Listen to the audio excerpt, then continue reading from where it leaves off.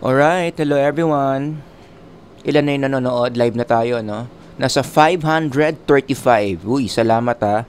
So, 535. As we go along, I'm sure dadami pa yan, no? So, anyway, yung lecture ko ngayon, under to ng Abnormal Psychology. Shout out dyan sa mga students na nag-aaral ng AbPsych.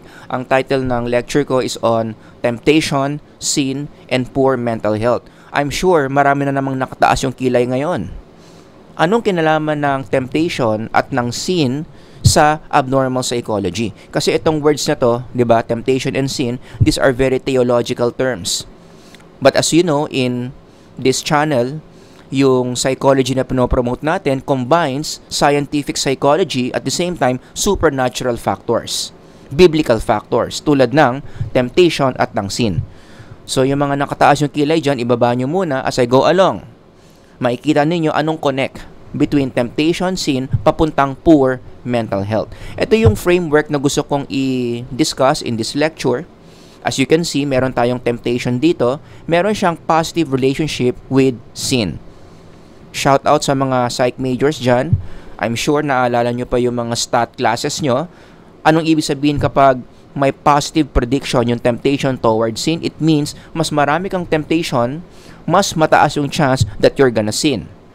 And from sin to well-being, meron silang negative relationship. Which means, again, psych majors, kapag mataas yung sin mo, marami kang kasalanan, yan yung nagpapabagsak, bumababa yung well-being mo. Also known as your mental health. So as we go along this lecture, iisa-isahin natin yung mga variables na yan, and I'm going to show you na talagang ito yung nangyayari in our everyday life, kaya bumabagsak yung mental health natin. Okay? Kaya to under ng AbPsych kasi ang pinag-uusapan dito, paano bumabagsak ang mental health. Okay? So let's first talk about temptation. Ano ba ibig sabihin ng temptation? Ito yung theological definition ng temptation. Galing to sa isang theological dictionary. The enticement to sin, an invitation to disobey God's will. So enticement, invitation, ibig sabihin may nagtutulak sa'yo, merong nag-encourage sa'yo, merong tumutokso sa'yo to sin or to disobey God's will. So this is a process. Yung proseso na kung saan tinutulak ka na wag mo nang sundin yung mga nakasulat sa Bible. Because as you know, God's will, God's standards are written in God's word through the Bible. Kapag yun yung pinupush sa'yo na wag mo nang sundin, wag mo nang gawin yan, boring yan, killjoy yan, you are in the process of being tempted. Pinupush ka na magkasala. Ang Tagalog ng temptation is tukso. Everybody say tukso. Asawa ni? Tuksa. Hindi, joke lang. No? Pero, di ba yun yung ibig sabihin ng tukso sa Tagalog? Tinutukso ka na gawin ang isang bagay. At yung isang bagay na yon, most likely, it's a sin. Disobedience to God's word. Sisirain mo yung God's standard. If you are experiencing that process, nasaan ka? Nandun ka sa temptation. So, I want you to reflect. Pause the video right now. Reflect kayo. When was the last time na tinukso kang gumawa ng isang bagay? Recall that moment in your life na talagang pinupush ka na gumawa ng masama. When was that last time? And the question is, ginawa mo ba yung bagay na tinutukso kang gawin? If your answer is yes, oo. Na tinutukso akong magnakaw at nagnakaw ako. Tinutukso akong mag-cutting class at nag-cutting class ako. Ibig sabihin nun, nagkaroon ka ng sin. But before that, bago ka nagnakaw, bago ka nag-cutting classes, the process that you underwent, anong tawag doon? Temptation. Nagigets nyo? Mamaya natin i-zoom in yung sin. Focus muna tayo sa temptation. The process of being enticed, being pushed, being encouraged na magkasala ka, yan yung temptation. Going back to the definition of temptation, another thing you have to notice here, yung temptation, it's a very cognitive process. Kung sino man yung gumagawa ng temptation na yan. Kasi, tinan nyo yung words, enticement, invitation. Kailangan mo ng mind dyan. Para makapag-entice ka, para makapag-invite ka, kailangan mong mag-isip to push someone to sin. And in the spiritual realm, sino itong being na ito na nagpupush sa mga tao na magkasala, nakalagay dyan. Yung mukha na yan. Sino yan? the devil, the spiritual enemy. Si Satan, demonyo sa Tagalog. So, a spiritual being is the one na nagpupush ang mga tao na magkasala. Pero syempre, yung spiritual being na yan, evil spiritual being, the enemy of God. Siya yung source ng temptation. So kung meron kang sinagot dito, going back to that slide, may naalala kang moment in your life that you were being tempted to do something, sino gumagawa nun? Hindi kapitbahay mo, hindi kapatid mo, hindi nanay mo, hindi tatay mo. Sino? Your spiritual enemy, the devil. Kaya nga sa the Lord's Prayer, di ba? Anong sabi ni Jesus? And lead us not into, everybody read, temptation. The process na magkasala ka.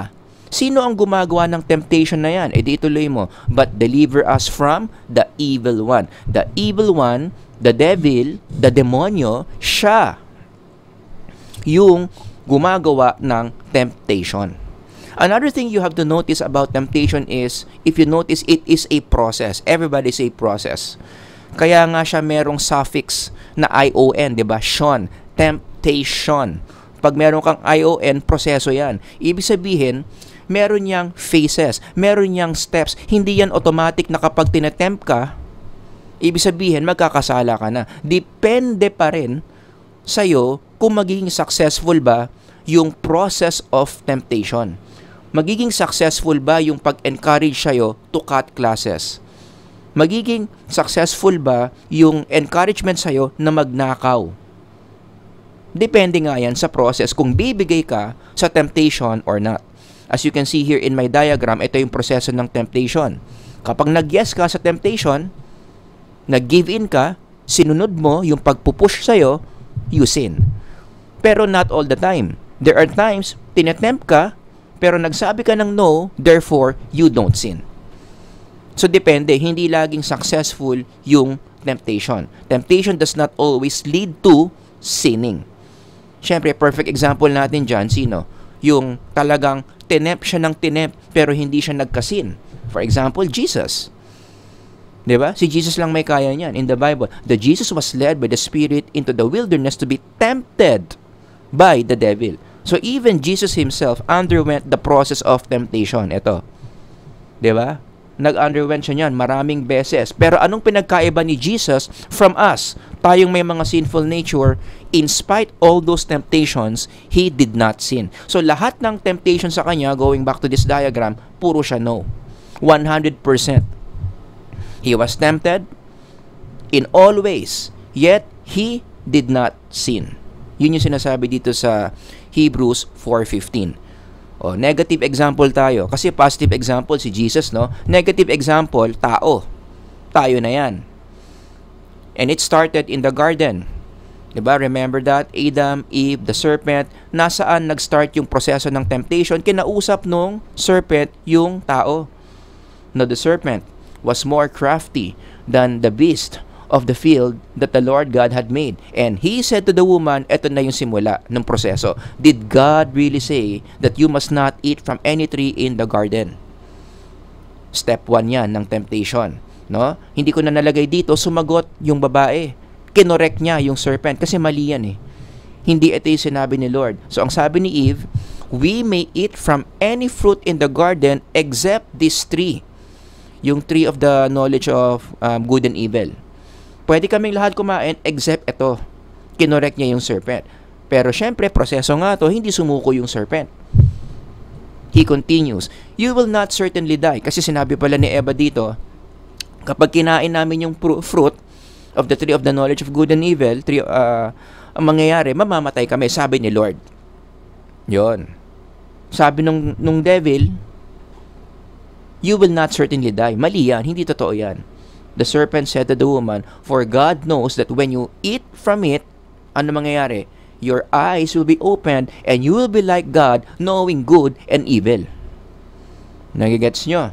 So nagkakaroon ng exchange of ideas, nagkakaroon ng proseso of temptation, naging successful yung temptation. Fast forward mo, then she took the fruit and ate it.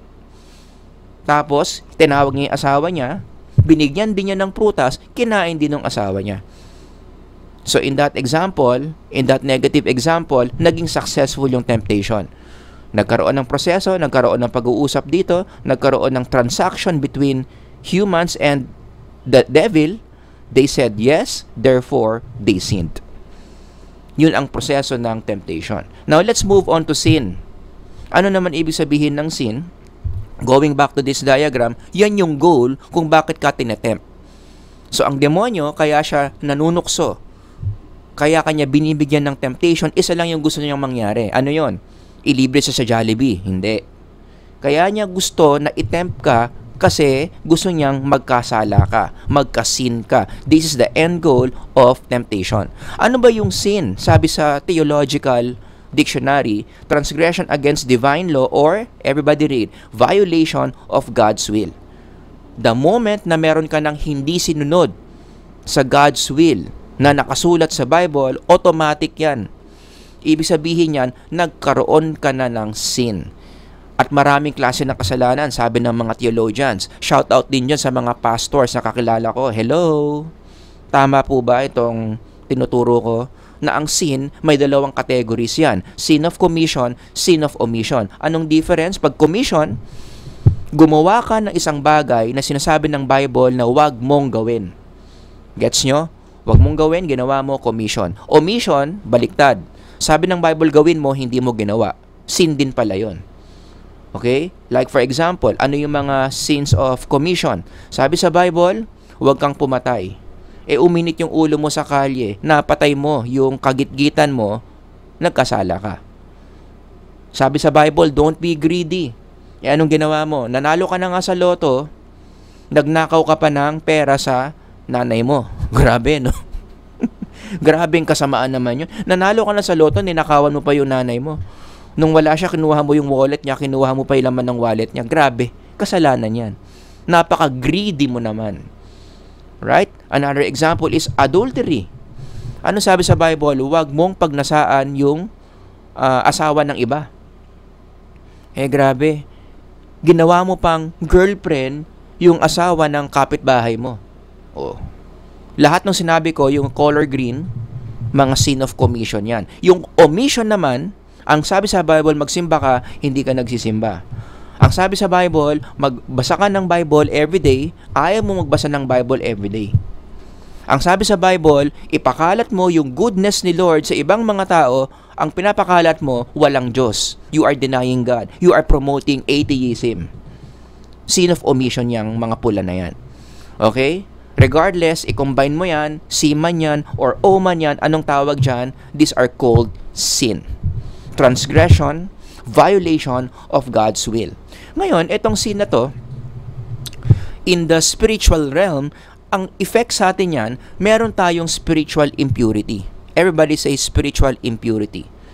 So, habang nagkakasala ka, habang commit ka ng sin, yung kaluluwa mo, anong nangyayari? Padumi ng padumi. Ang dami mong impurities. Kaya sa Bible, yung term dyan is sinful. Everybody say sinful. That's a very popular adjective in the Bible. I am a sinful person. Human beings are very sinful. We have a sinful nature. Nagigets nyo? So yung effect ng sin sa atin, dumudumi yung mga espiritu natin. Imaginein mo yung t-shirt na to. Analogy to yung t-shirt na to yung kaluluwa mo. Supposedly, pure white yan. Pero the moment that you sin again, which nangyayari araw-araw, I'm sure, Monday to Sunday, you keep on sinning. Yung mga 10 commandments, lahat sinuway mo. Ano nangyayari as time goes by? Yung espiritu mo, padumi ng padumi. Hanggang sa ganyan na. Ang dami na niyang stains. Ang dami na niyang spiritual impurity. And what many people don't realize is, problema to. Paano nagiging problema yan? Bakit problema kapag yung spirito mo punong-puno ng spiritual impurity? Dito na ngayon papasok yung psychology. Believe it or not, may psychological effect sa atin kapag yung sin, dinudumihan niya yung espiritu natin. And what's that? Anong pwede mangyari sa psyche ng tao? Remember, we're talking about psychology. What happens when the psyche is full of spiritual impurity? Ang nangyayari, unti-unti, yan yung kinamamatay ng psyche mo. Kaya yung kaluluwa mo, yung psyche mo, unti-unti nasisira, unti-unti namamatay. At kapag yan, hindi yan na-control, tuloy-tuloy yung pag-sin mo, tuloy-tuloy yung pagdumi ng psyche mo, it threatens the existence of your psyche. Hanggang sa totally mawala, mamatay na yung kaluluwa mo. Kaya nga, you have to remember this, that sin is the greatest problem of human beings. Sa totoo lang, kung tatanungin mo, in the spiritual realm, ano ang pinakamalaking problema ng tao? It's sin. Sa earthly realm kasi iba sagot eh. Anong sagot? Anong pinakamatinding problema ng tao? Natural disasters, cancer, corruption, climate change. But in the spiritual realm, ito talaga ang pinakamatinding psychological threat that we have, that we keep on sinning. Why? Again, para sa mga nakataas yung kilay dyan, kasi the more you sin, the more you are threatening the existence of the psyche. Mawawalan ka ng pag-aaralan sa psychology kapag ang mga tao pinapatay ng kasalanan araw-araw. Do you agree? Kaya kung psych major ka, kung psychology professional ka, isa sa mga concerns mo dapat is sin. How to lessen it, how to eliminate it.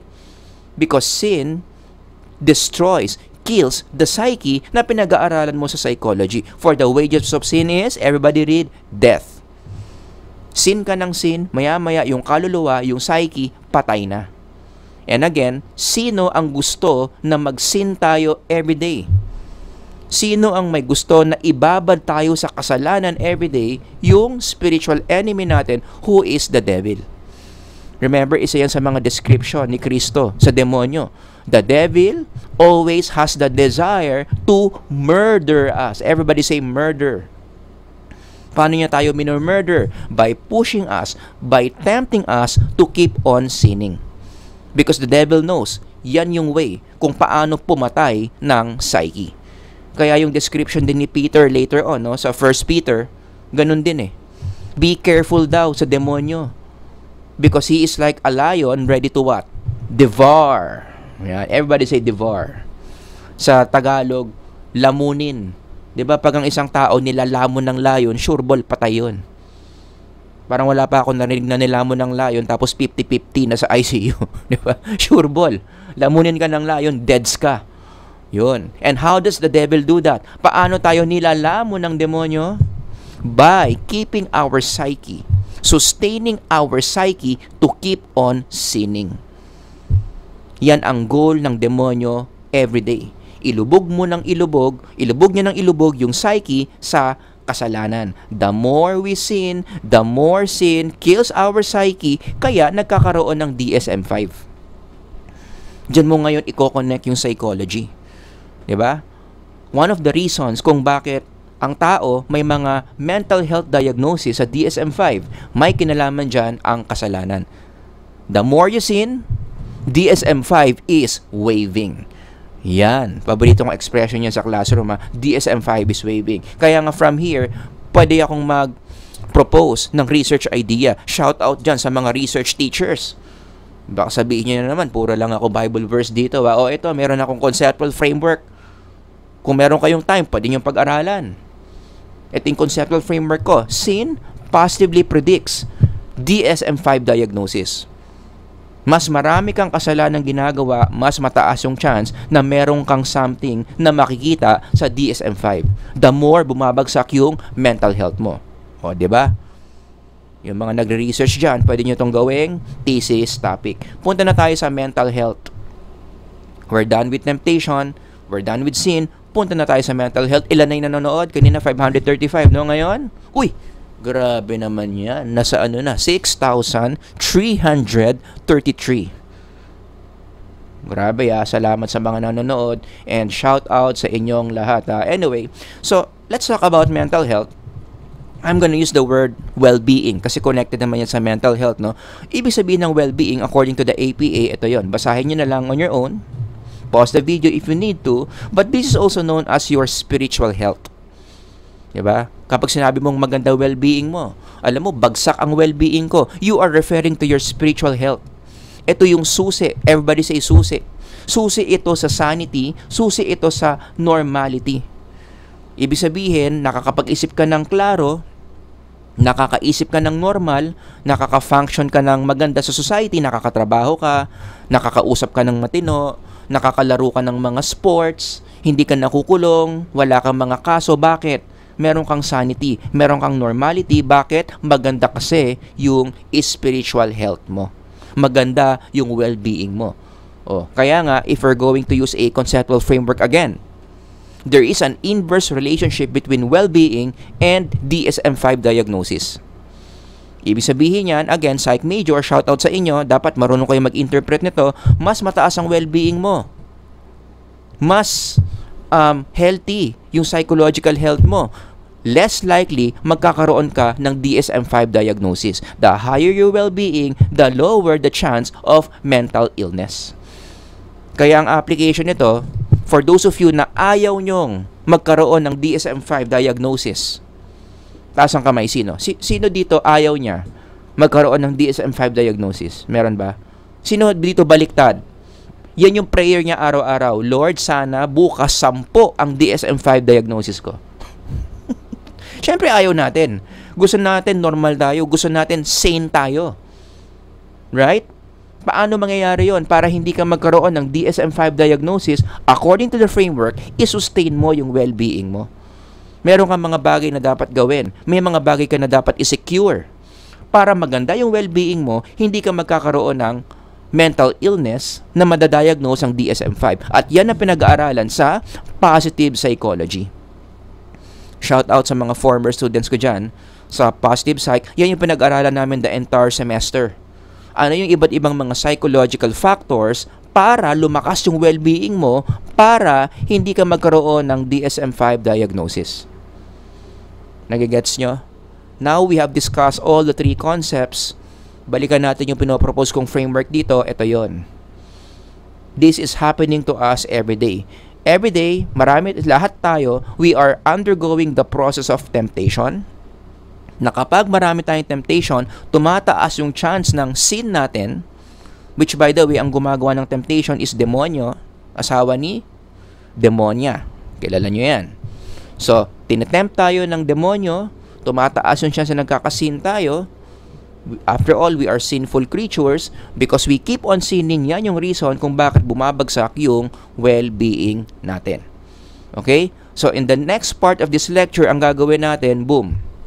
Ito muna, i-discuss natin yung examples under this. And then, later, sin papuntang well-being.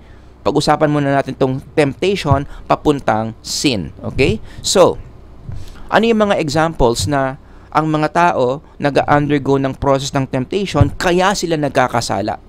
One good example would be in the New Testament. If you read Acts, kung kilala nyo si Ananias, hanapin nyo na lang kung sino si Ananias, no? Na-deads yan sa harap ng mga disciples kasi nagnakaw sila ng property, nagnakaw sila ng resources ng simbahan, ng early church. 'Di ba? Sabi ni Peter nung tinawag niya si Ananias, Ananias, how is it that Satan has filled your heart? Everybody say filled your heart. So pag sinabi mong filled your heart, kanina empty yan. Unti-unti, Satan is filling Ananias' heart. Paano fini-fill ng demonyo yung puso ni Ananias? Through temptation. Paulit-ulit nag-undergo ng temptation si Ananias, and every time sinusunod niya yung temptation. Yes siya ng yes sa temptation until, ano nangyari? Hindi na lang naipakita dito, i-forward niyo yan, namatay si Ananias sa harap ni Peter. So again, going back to that framework, yan yung temptation. It's a process. Paulit-ulit kang pinupush ng demonyo para magkasala ka. Temptation towards sin. In our everyday life, paano fini-feel ng demonyo yung heart natin? May binubulong sa atin ang demonyo. Kayo ba na-experience na ba yan?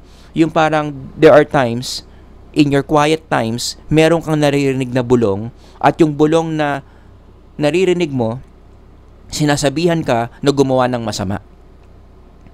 Do you remember those times? May narinig kang boses in your head na gumawa ka ng masama. Huwag mong sundin yung nakasulat sa Bible. Most likely, yung bulong na yon, ano yon? Demonyo yon. Pinupush ka towards sinning.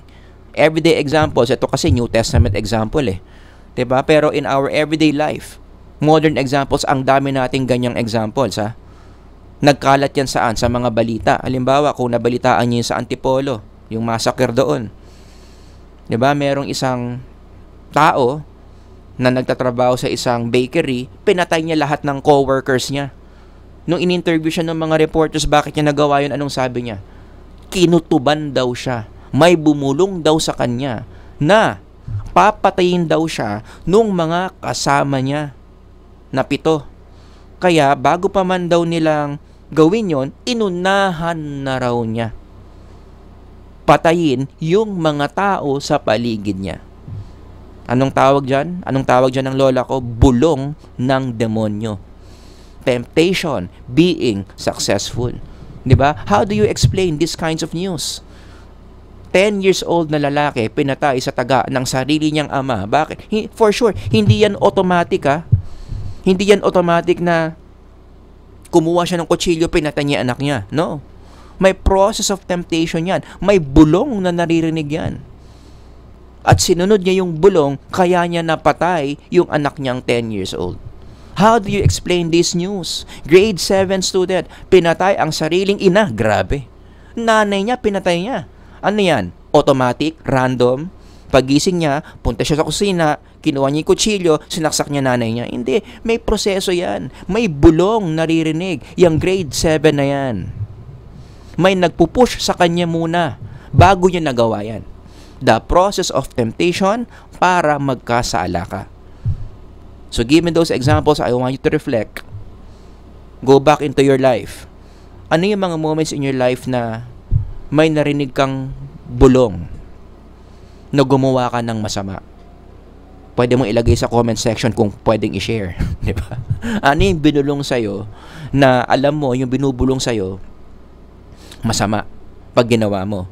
Most likely, yung bumubulong sa'yo, sino yon? The spiritual enemy, the devil, Satan, wanting you to sin. Why? Sinabi ko na kanina, because he knows that the more you sin, the more mamamatay yung kaluluwa mo. And that's exactly what he wants because he is a murderer from the beginning. Punta naman tayo dito sa next part ng framework, sin papuntang well-being.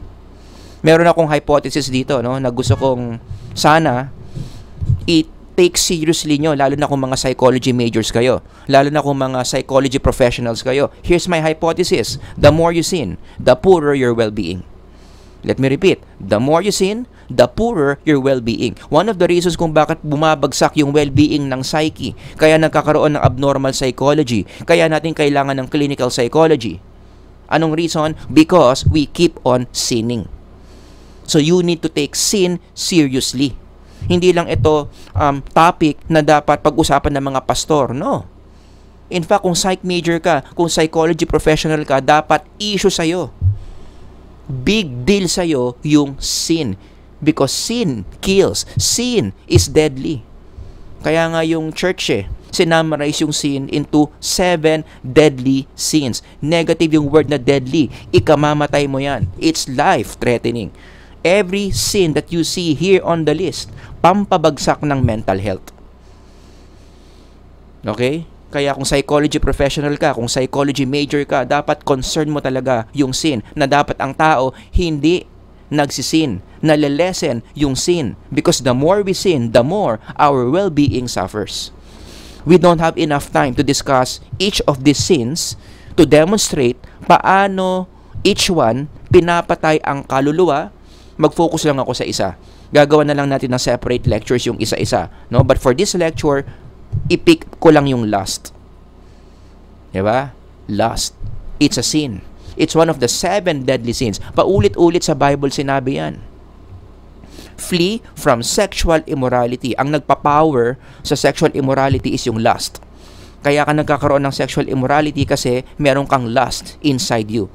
'Diba? So, sexual immorality here is considered as a sin. And if you read God's word, isa sa mga common forms of sexual sin or sexual immorality powered by lust is what? Sex outside marriage, premarital sex. Okay? Which is very common sa mga tao ngayon. Hindi lang kabataan. Baka sabihin niyo naman, lagi na lang kabataan yung sinasabi ko dito. Kahit mga adults na hindi pa kasal. When you have sex outside marriage, hindi mo ka-sex yung asawa mo, it's considered a sexual sin that can kill you. Diba?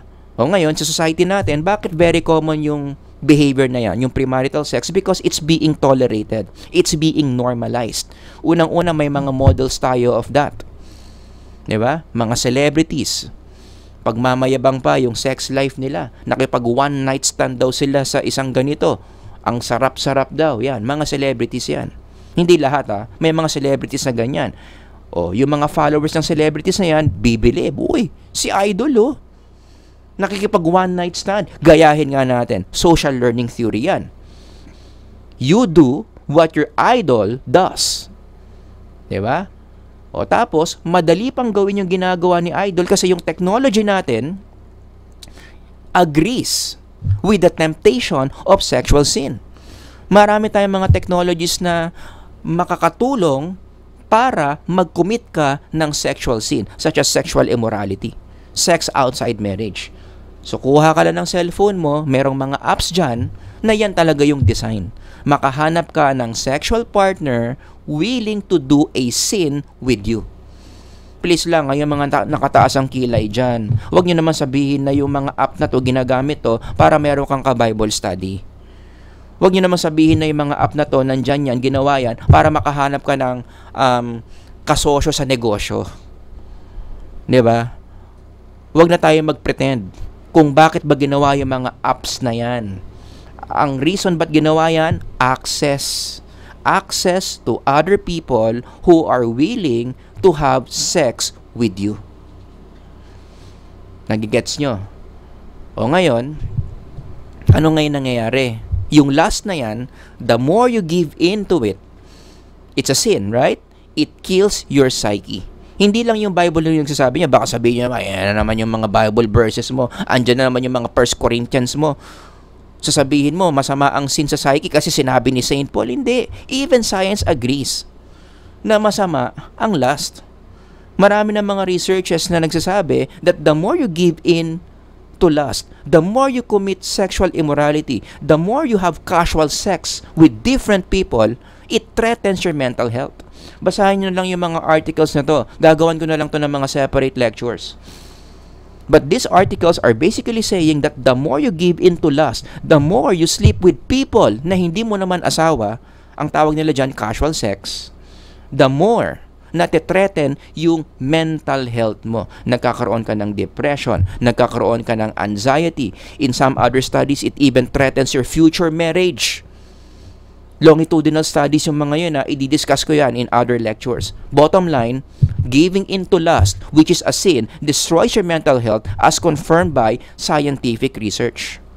Basahin nyo lang yung mga articles na yan. And not to mention, yung casual sex na yan, empowered by lust, can also lead to teenage pregnancy, which is very common today.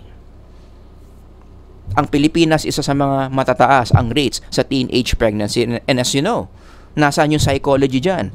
Undergoing teenage pregnancy is one of the risk factors to mental health. Ang dami nating articles dyan. Generally, hindi maganda ang experience ng isang teenager na nag-undergo ng pregnancy at such an early age. Diba? Matitreaten talaga yung mental health mo kung 10 years old ka pa lang, buntis ka na. 11, 12 years old, buntis ka na. Ang dami mong mga pagdaraanang mahihirap. Saan ba nagmula yan? Boom, giving in to lust. Right? Sin destroys mental health. It destroys the psyche.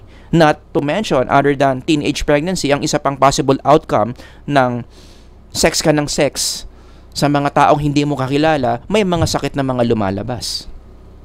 Such as this one. At isa na naman tayo sa mga countries na matataas ang rates dyan. And there are studies that show na kapag ikaw may ganyan ka, it's one of the things na mahirap pagdaanan. It again threatens your mental health.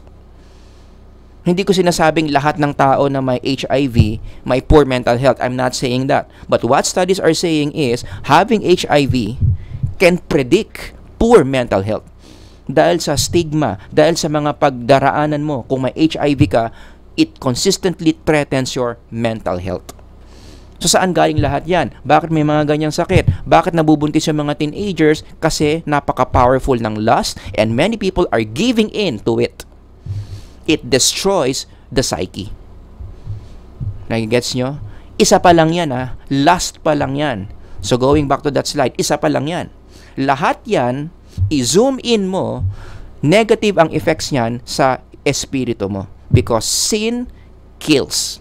It destroys mental health. Again, abangan nyo ha. Gagawan ko ng mga separate lectures yan. Gluttony, greed, sloth, wrath, envy, pride. Each one of these are considered sin na pinapatay ang kaluluwa mo the more you commit it. Kaya ako, I'm very confident kung may mga researchers dyan, kung gusto nyong itest tong model na to, sureball ako, tama yung model na yan. Number one, because it's confirmed in God's Word. Number two, it's confirmed by scientific evidences. Okay? The more you are tempted, the more likely you're going to sin, and the more you're gonna sin, the more bumabagsak yung mental health mo. In closing, let's talk about applications. Ano ngayon? Ano yung mga pwede natin gawin to give us a better mental health? Given this framework, unahin natin yung part na yan. From temptation to sin. Anong application dapat natin gawin dyan? Number one, we need to develop the psychological skill of, everybody read, temptation resistance. Isa yan sa mga dapat nating ituro Kung paano lumayo sa tukso, paano labanan ang tukso. 'Di ba? Ang ultimate model natin diyan, sino yung sa Bible yung pinakamagaling lumaban sa tukso? Jesus himself, the ultimate high priest. He was tempted in every way, yet altogether read, he did not sin.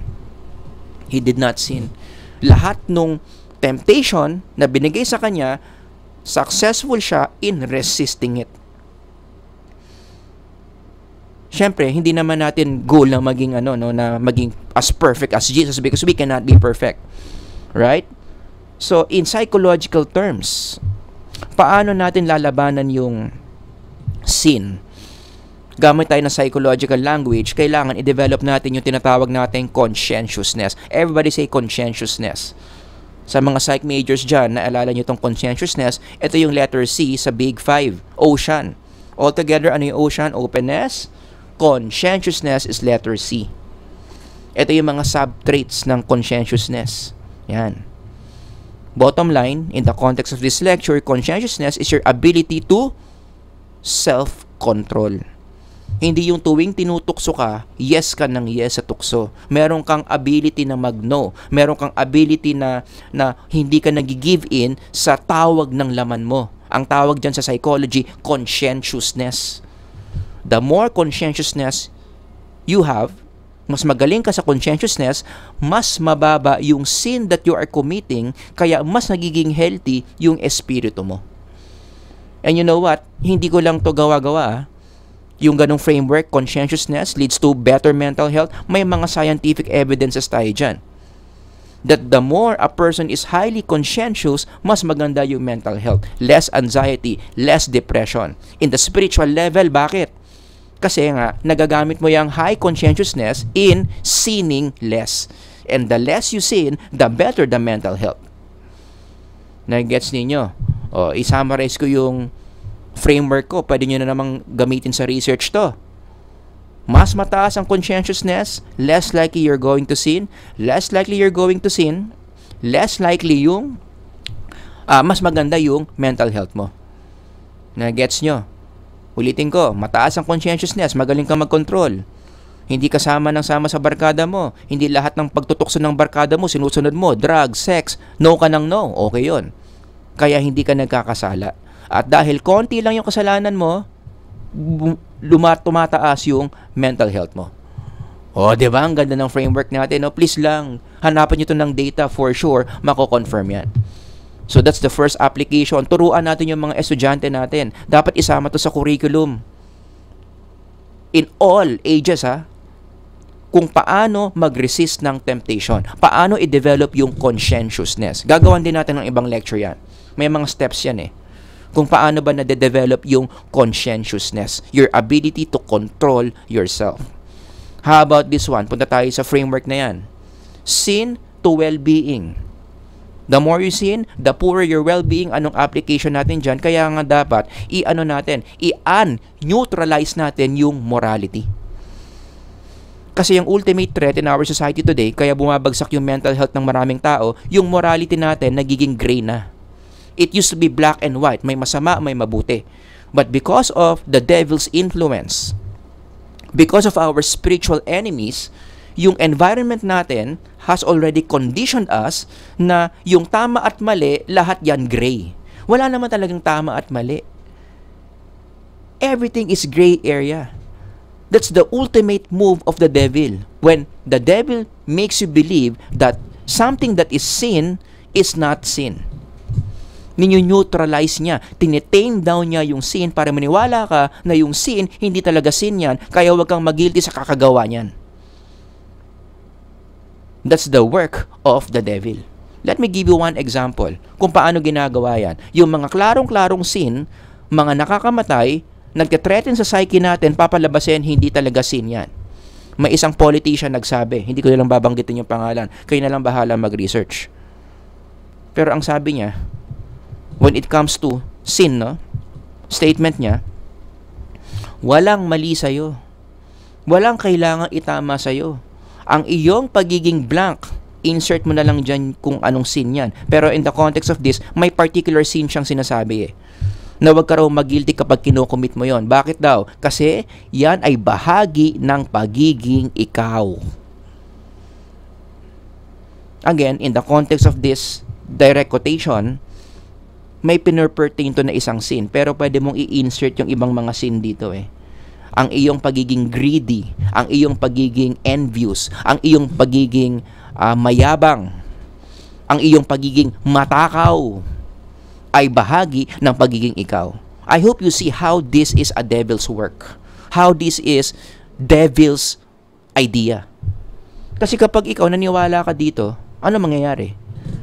Something na ginagawa mo, hindi pala kasalanan, dapat nga maging proud ka pa dyan, kasi ikaw yan, what happens? You won't improve this. Hindi ka alis dyan. And the more na hindi ka umalis dyan, the more natutuwa yung demonyo, yung asawa ni demonya.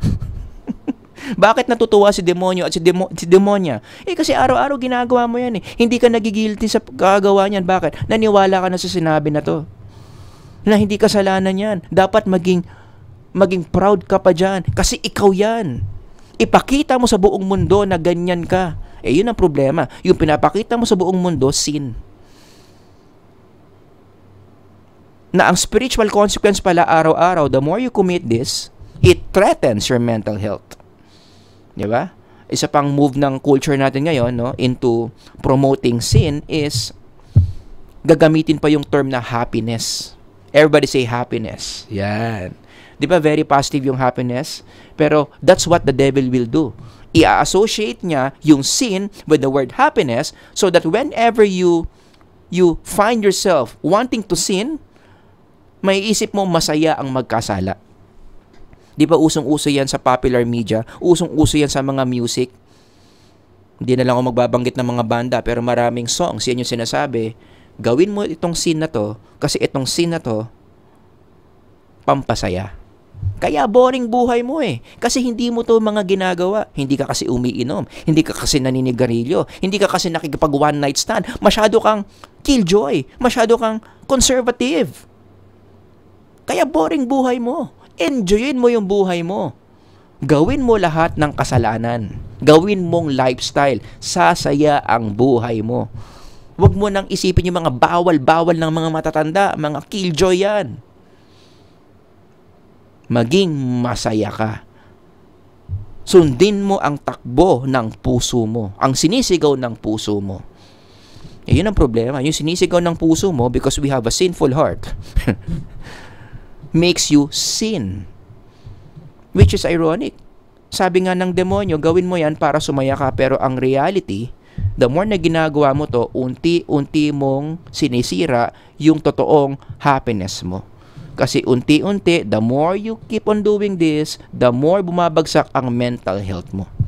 Wala, naniwala ka sa classical condition ng demonyo that sin is about happiness. Yung isa pang word na ginagamit ng demonyo so that people can keep on sinning is the term respect. Sayang, no? Napaka-positive sana ng word na respect. I agree with respect. Dapat talaga ginagawa yan, but in the right context, not in the context of sinning. When we see a person sinning, hindi mo pwede sabihin na i-respect na lang natin siya na ginagawa niya yan. Uy, i-respect na lang natin siya na nakikipag one night stand siya kasi value niya yan Uy, i-respect na lang natin siya na matakaw siya. Uy, i-respect na lang natin na na greedy siya. No. We need to be concerned with that person kasi that person, the more na nagsisin, the more na natetreten yung mental health niya. So, walang space for respect. Siguro you can respectfully say to the person that he or she is sinning. Pero hindi pwedeng pabayaan mo na lang yung tao to keep on sinning, especially if this person is your loved one. Uy, i-respect na lang natin siya kasi ganyan yung pananaw niya.